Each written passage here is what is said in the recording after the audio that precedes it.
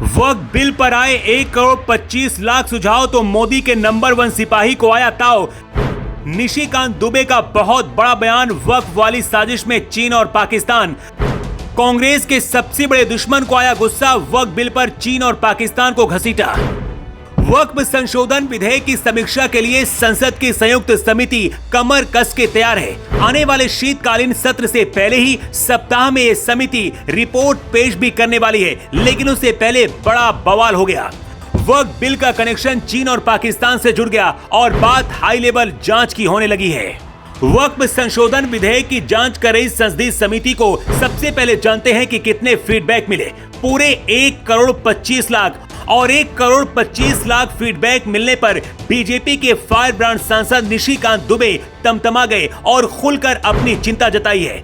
BJP सांसद ने इतने फीडबैक के सोर्स की जांच की मांग की है क्योंकि दुबे जी को लगता है कि इसमें भारत के दुश्मनों की कोई साजिश भी हो सकती है। जी हां, निशिकांत दुबे ने तो आशंका जताई है कि 1 करोड़ 25 लाख फीडबैक मिलने के पीछे पाकिस्तान की खुफिया एजेंसी ISI और चीन की भूमिका हो सकती है।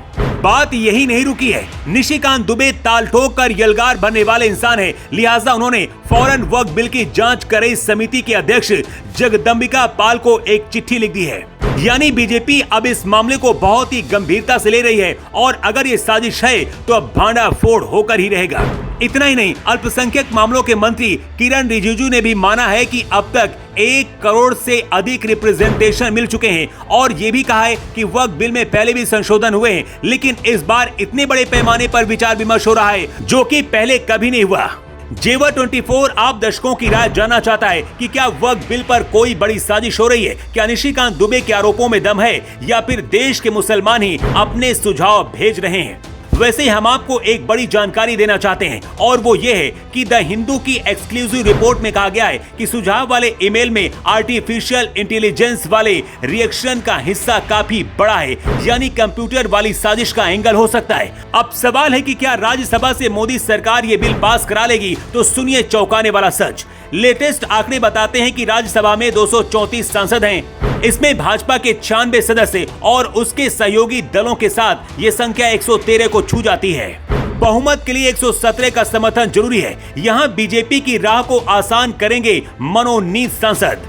6 मनोनीत सदस्यों को मिलाकर बीजेपी और एनडीए के सांसदों की संख्या 119 हो जाती है, जो 117 के बहुमत के आंकड़े से 2 अधिक है। अब सवाल है कि इस रेस में कांग्रेस कहां है? तो जान लीजिए कि राज्यसभा में कांग्रेस के 27 सदस्य हैं और इनके सहयोगी दलों की संख्या 58 सदस्य हैं। सबको जोड़कर विपक्षी गठबंधन के सदस्यों की कुल संख्या 85 हो पा रही है। यानी बहुत मुमकिन है कि इस विंटर सेशन में मोदी एक बार फिर धमाका कर दें। Bureau report.